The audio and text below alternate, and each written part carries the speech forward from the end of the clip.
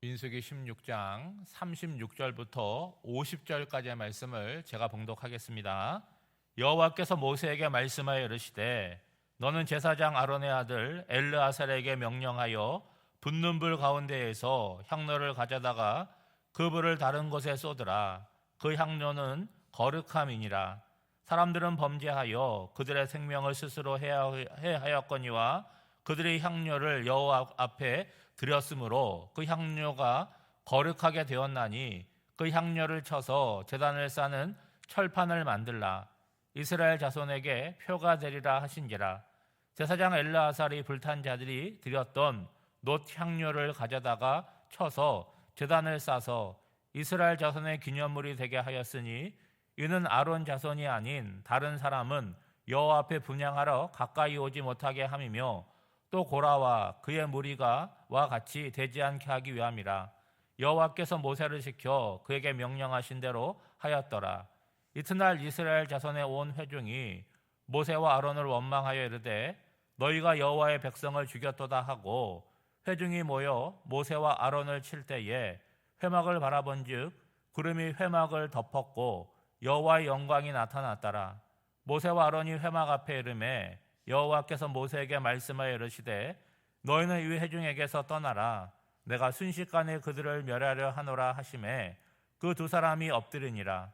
이에 모세가 아론에게 이르되 너는 향료를 가져다가 제단의 불을 그것에 담고 그의 향을 피워 가지고 급히 회중에게로 가서 그들을 위하여 속죄하라. 여호와께서 진노하셨으므로 연병이 시작되었음이니라. 아론이 모세의 명령을 따라 향료를 가지고 회중에게로 달려간즉 백성 중에 연병이 시작되었는지라. 이에 백성을 위하여 속죄하고 죽은 자와 산자 사이에 섰을 때에 연병이 그치니라. 고라의 일로 죽은 자 외에 연병에 죽은 자가 14,700명이었더라.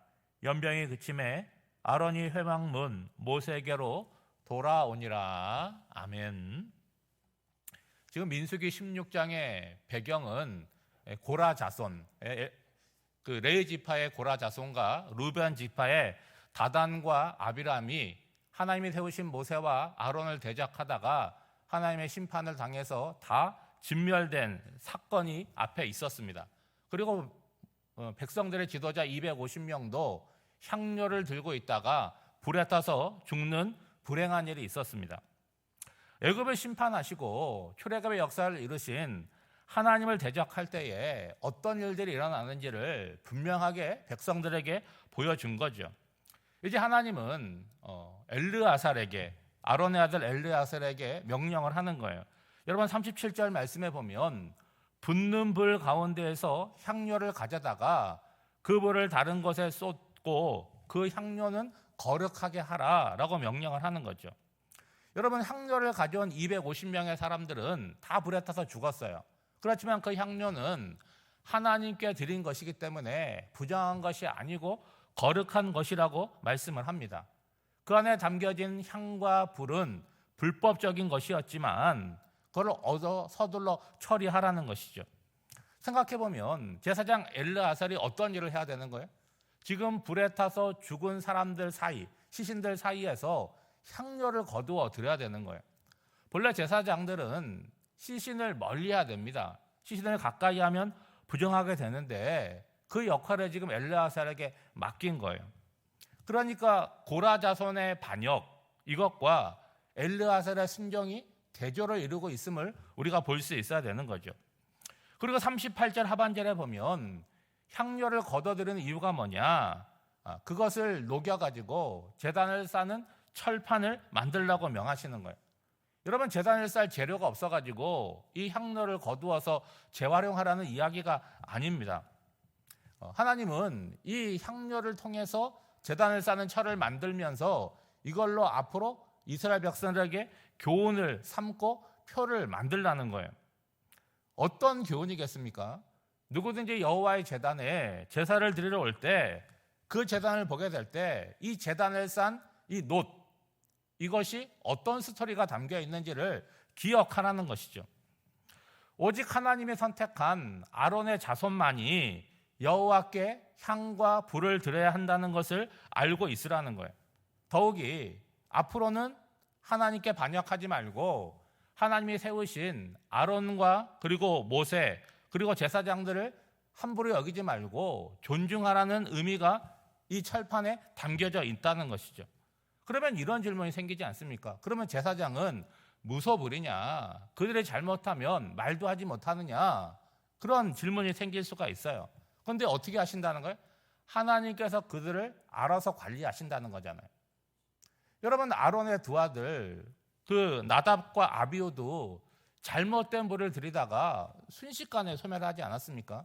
그리고 사사시대에 이르러서 엘리의 두 아들 홈리와 비느하스가 어떻게 되었는지를 우리는 성경을 통해서 볼 수 있는 거죠. 어제도 말씀드렸지만 제사장, 지도자 훌륭하고 뛰어나기 때문에 백성들 가운데서 뽑혀가지고 된 것이 아닙니다. 하나님께서 그 사람들을 선택해서 그 자리에 세우신 거예요. 그러니까 사람이니까 마음에 들지 않을 수 있고 실수와 흠이 발견될 수 있다는 거예요. 그런데 어떤 의식이 있어야 되냐? 하나님께서 기름 부어 세우셨다는 의식을 갖고 있을 때 내와 하나님과의 은혜의 통로가 막히지 않는다는 거죠. 지금 이스라엘 백성들이 고라 자손의 반역이 어떤 결과를 갖고 왔는지를 분명히 눈으로 보았습니다. 그러면 당연히 어떤 마음이 생기겠습니까? 하나님 참 두려운 분이구나 라는 생각을 갖게 될 것이고, 하나님이 세우신 모세와 아론에 대해서도 조심스러운 마음을 갖는 것이 정상 아니겠습니까? 그런데 그 사건이 일어난 그 다음날 일어난 일을 보면 이스라엘 자손들이 여전히 모세와 아론을 원망하고 있다는 거예요. 이유가 뭡니까? 저들 때문에 사람들이 죽었다라는 얘기를 하는 거예요. 여러분, 모세와 아론이 지금 반역한 자들을 죽인 겁니까? 향료를 들고 있었던 250명을 모세와 아론이 죽인 게 아니잖아요. 땅이 갈라져서 그들이 들어가는 것이 뭐에 대한 표라는 거예요? 하나님을 멸시하고 대적한 것의 표라고 분명히 말한 바가 있습니다. 여러분, 38절에 보면 이들의 죽음에 대한 하나님의 판단이 나오잖아요. 왜 그들이 죽었느냐? 사람이 범죄하여 그들의 생명을 스스로 해하였다. 쉽게 말하면 그들이 하나님께 범죄함으로 죽임을 당했다. 하나님께서 말씀하시잖아요. 그런데 하나님이 갖고 있는 판단과 이스라엘 백성들이 갖고 있는 생각이 너무 다르다는 거예요. 모세와 아론이 여호와의 백성을 죽였다라고 원망을 하면서 그들을 거세게 공격을 합니다. 그러니까 당장이라도 모세와 아론에게 위해를 갈 그런 상황이 발생한 거예요. 여러분, 우리가 이 본문을 보면 이게 이해가 되나? 굉장히 어리석게 느껴질 것입니다. 앞서 고라 일당과 다단과 아비람이 모세와 아론을 대적하다가 어떻게 되었는지를 분명히 보았잖아요. 그런데 동일한 잘못을 지금 또 반복해서 저지르고 있다는 거예요. 그럼 여러분, 같은 죄, 같은 잘못을 저지르게 되면 같은 결과가 반복되어 일어날 수밖에 없다는 거예요. 오늘 말씀해 보면 고라 일당을 심판할 때와 동일하게 하나님의 영광이 이 위급한 상황 가운데 회막에 구름으로 임합니다. 그리고 격려하신 하나님께서 이 회중들에게 연병을 내리심으로 15,000명 가까이 14,700명이 순식간에 죽어나가는 거예요. 급박한 상황이 또 발생한 거 아니겠습니까? 그때 모세가 아론에게 명하여서 향료에 불을 피워가지고 백성들 사이를 다니면서 속죄하라고 명령을 합니다. 여러분, 48절에 보면 아론이 향료를 들고 죽은 자와 산자 사이에 섰을 때에 연병이 그쳤다라고 얘기하고 있어요. 여러분, 지금 이 불행한 일들을 보세요. 전날에는 향료를 위해서 향료 때문에 250명의 사람들이 죽임을 당하였는데 오늘은 그 향료 때문에 연병으로 죽게 될 사람들을 생명을 얻었다는 거예요. 여러분, 하나님이 인정하지 않는 반역자들은 향료 때문에 죽었지만 하나님이 인정하시는 아론의 향료는 사람을 살리는 역할을 했다는 거죠. 그러니까 똑같은 향료지만 이것을 누가 어떻게 사용하느냐에 따라서 죽이기도 하고 살리는 정반대의 결과가 나온다는 거예요. 여러분, 오늘 우리의 시점에서 민수기 16장을 보면 이렇게 하나님을 섬기겠나? 조금만 뭘 하면 이렇게 막 불에 태워 죽이시고 땅이 갈라서 죽고 그리고 또 연병이 걸려서 죽고 이거 너무 과해 보지 않느냐라고 생각할 수가 있습니다. 그런데 여러분, 지금 이스라엘 백성들이 어디에 머물고 있습니까? 광야에 머물고 있잖아요. 이들은 지금 애굽에서 출애굽을 해서 가나안을 향하여 가고 있어요. 근데 이들이 볼 때 뭐 사람을 죽인 것도 아니고 하나님이 세우신 모세와 아론에 대해서 뭐 그냥 좀 말로 한 건데 이렇게 죽일 수 있느냐 하는 건데, 이걸 영적인 관점에서 한번 보면 하나님이 세우신 영적인 질서가 있잖아요. 지금 애굽에서 나와서 가나안을 향해서 가는 지금 광야의 여정인데, 이거는 일반적인 상황이 아니라는 거예요. 이 영적 질서를 잘 따라서 가게 될 때 적과 꿀이는 가나안 땅에 들어갈 수 있는데, 이들이 하는 행위는 뭡니까? 영적 질서를 깨트리는 거예요. 무질서하게 만드는 거죠. 그러면 목적하는 바 가나안 땅을 향하여 갈 수가 있습니까? 앞으로 갈 수가 없는 거잖아요. 그리고 그들은 뭐라고 얘기합니까? 애굽 땅이 우리에게는 적과 꿀이는 땅이라 그랬어요. 그럼 그 땅으로 다시 돌아갈 수 있습니까? 그러니까 진퇴양난의 상황이 만들어진다는 거예요. 그러면 하나님께서는 그 영적 질서를 제대로 잡지 못하면 출애굽만 시켜놓고 광야에서 흐지부지 그냥 사라질 수밖에 없다는 거죠.